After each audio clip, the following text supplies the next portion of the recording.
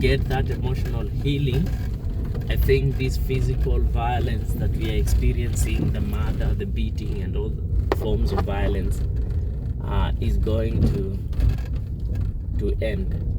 So the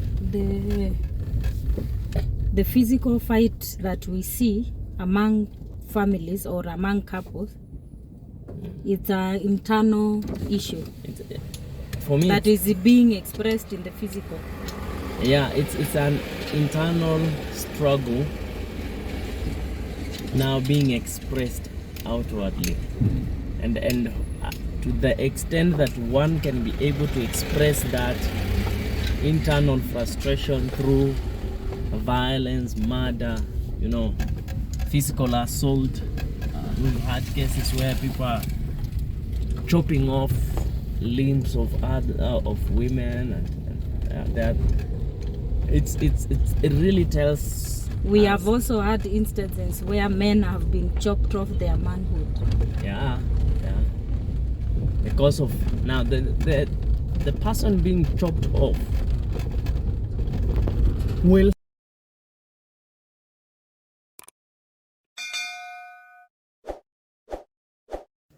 Karibu sana to the part 2 of gender-based violence that we have been talking about here at Tsalwas. So if you are here because of this conversation, karibu sana. It is your first time, karibu sana. Please take some time and subscribe to this YouTube channel and hit the notification bell so that anytime we upload new content, you are able to follow up. If you're new here, again, also you can go back to our previous videos and see the kind of content we create. And if this is your type of content, please stick around.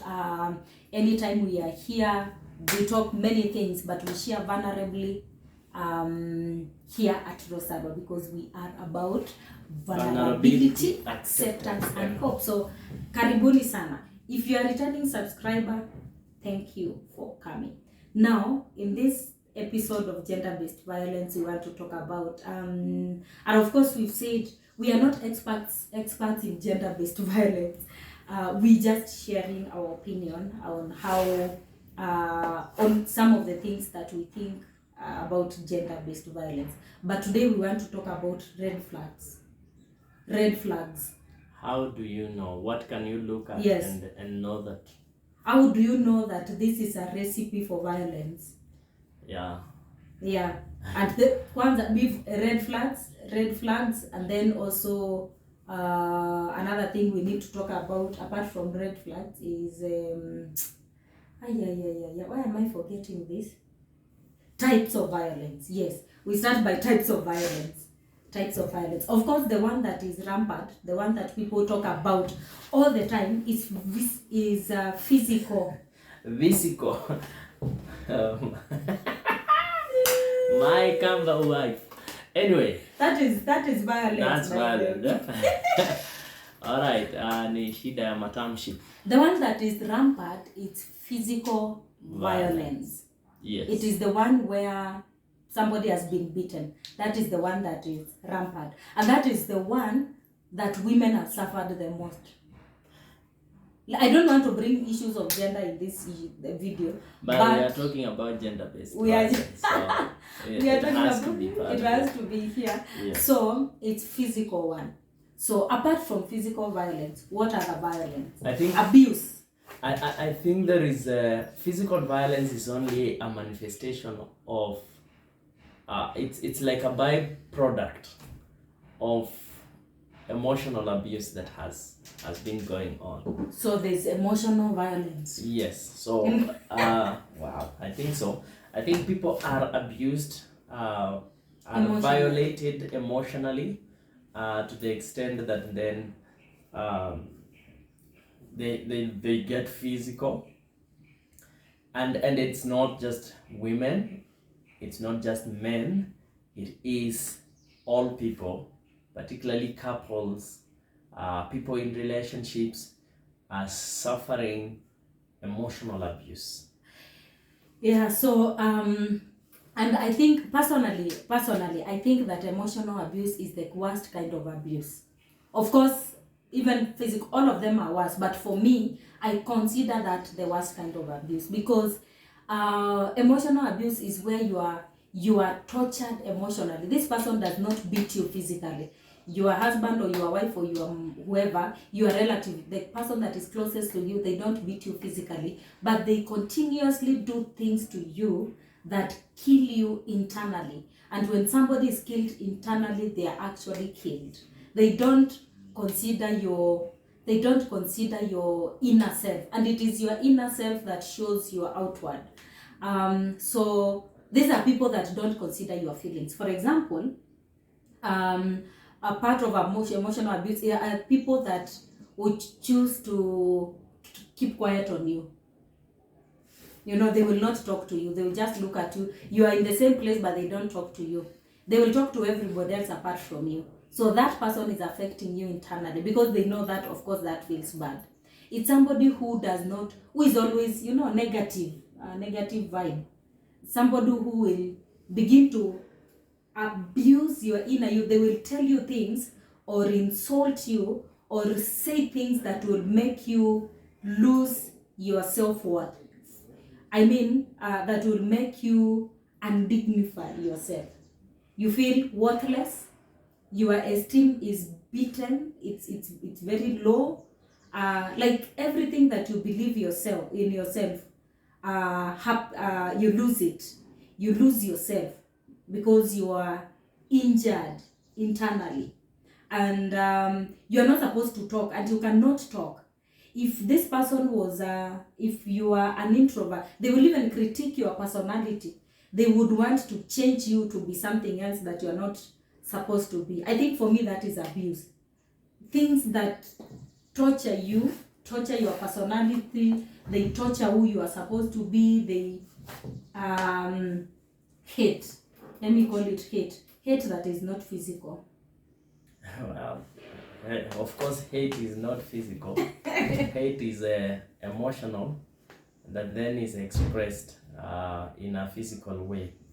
But just in addition to that, I think the other way of emotional abuse is actually where someone chooses to divert attention to something else, attention that is due to you. For example, if you are married like we are, and then the husband chooses to deny you that emotional connection, deny you that emotional compatibility, and gives that to someone else, pays attention to someone else.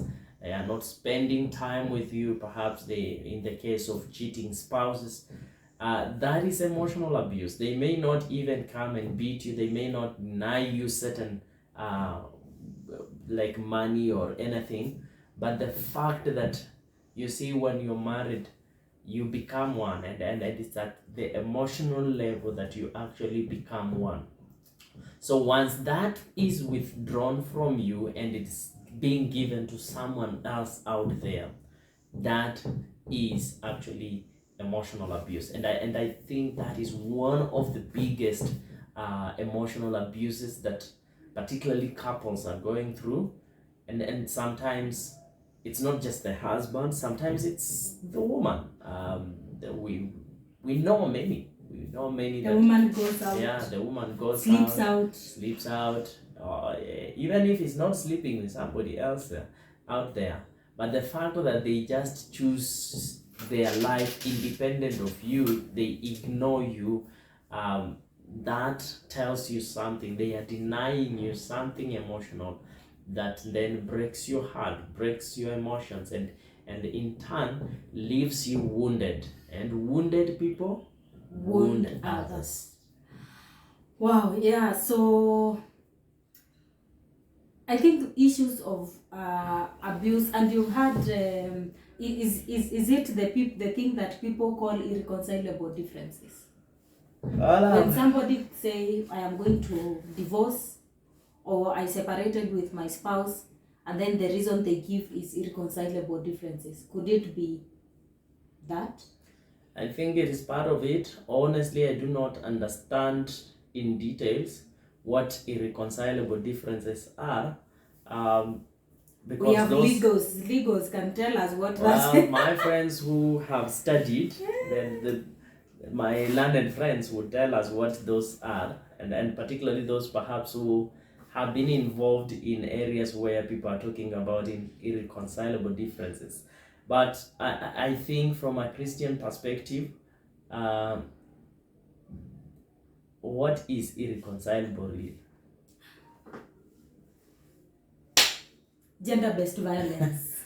So what are signs that this person, this wife, this husband, this parent, this child, we know of a child that it was on social media and it was in public domain. We know of a child who killed the 5 members of the family. So what are signs of somebody who is going through abuse? One, I would say withdrawal. When one all of a sudden just withdraws, they don't want to talk, they don't want to meet with people, they don't want, they just change, they close up and they don't want anything to do with anybody. That is an indicator that this person is actually experiencing some emotional abuse or some emotional struggles. Sometimes it may not necessarily be that they are being abused, but it could be they have let's just say yes, they have been abused in one way. They are hurting emotionally, let me put it that way. And that withdrawal, they don't want to connect with people, they don't want to meet up with friends, they don't want to discuss matters to do with their family or how the work is going on, because this can be either at the home front or at the workplace. It can be at the social places that people go to, and once one all of a sudden sudden withdrawal, that is an indicator that this person is experiencing some emotional hurting. And then another sign I think is when somebody stops taking care of themselves. Mtu anaacha tu kuoga. Somebody that used to be very neat, they just stop. They are unkempt. If somebody was very active, probably on social media, they withdraw from that. Or they were not active on social media. All of a sudden, they are very noisy and very active. So that's the flip side of it. Yes. The one side of the coin is that they just shut up, but on the flip side, they become overactive, unlike what you know them for. They become overzealous, overambitious. They are talking about, and sometimes they become very aggressive against the issues that they are dealing with. Yes. So those are some of the signs that you may look at and say, this person probably needs help. Or you may reach out to somebody if you see them showing some behaviors. And another sign is, of course, you've said withdrawal. And when this person withdraws, they can even stop picking your calls. Others stop picking your calls. They don't want to connect with anyone that would talk to them or would ask them what is the problem they would not want. But I also think the reason why people do that is a sense of shame. Yes. Like we are married, we are husband and wife. So when God forbid, and it will not happen. If we have issues, if we break up, for example, or we have an issue, not actually break up. Well, if we have an issue, the two of us, a big issue, what I will do, personally, I'm very active on social media, so I would withdraw probably. I'm just trying to imagine worst case scenario. I would withdraw from social media. And then, of course, I am very talkative and very loud and very noisy. Maybe I'll keep quiet. So when you reach out to me and you realize that I'm not responding, it is because I am ashamed of this Rosie that always talked to us about marriage works. And then all of a sudden, hers is falling apart. They don't want to come and talk. It's because somebody is going through shame. But my opinion of that is, seasons, there are some seasons that God takes people for their learning. You know, there's no couple that is perfect. As we have our own issues, we have our own challenges and problems. It's only that I don't think Salo would stay in this marriage for the sake of you, our online in-laws, and I am abusing him. Or he would stay for the sake of clout. Yes, or I would stay because of you, our online in-laws. I think we need to get, what we're saying is that marriage is not perfect, marriage works, marriage is God's idea. However, where life is threatened, where your life is in danger, I think our advice is separation. It's okay. Yes, God upholds and really loves the sanctity of life. If your life is in danger, in the sense that you could actually be killed, we would actually ask that through talking to a counselor, particularly from a biblical perspective, we would advise that you consider a brief moment of separation, so that your life is not in danger. Like going in a naughty corner. And you go in a naughty corner and think about your life. But even during that time of separation, again, you ought to be very careful what you feed yourself, because the idea of separation for a moment is to foster healing and to help each person to reevaluate themselves, see where they have made mistakes, and then pursue reconciliation. The thought that there are irreconcilable differences in and by itself is not biblical, and so personally I wouldn't want to support the idea of irreconcilable difference. Every difference can be reconciled. Unless irreconcilable difference puts your life in danger. Yes. So if it irreconcilable differences of socks, where you place your socks, irreconcilable difference is he's cheating or she's cheating, irreconcilable difference, you know, there are different things that probably would be equated to irreconcilable difference, but they are not. Those irreconcilable differences should not put your life in danger. If they put your life in danger, and reconciliation, and this is unfortunately because the Bible says it was not so from the beginning. You know, when Jesus talks in the book of Matthew, is it Matthew 25 or Matthew 19, when Jesus is saying he allowed or insinuates to allow divorce in the case of adultery, in case of infidelity, he says that it was not so from the beginning. That was not God's intention. Yes, God's intention is not for people to divorce. That it is an unfortunate thing, but when your life is in danger, then you can go ahead and divorce. However, you are not divorcing so that you marry a perfect person. You divorce and remain single. That is what the Bible teaches. That if you divorce, then you stay single.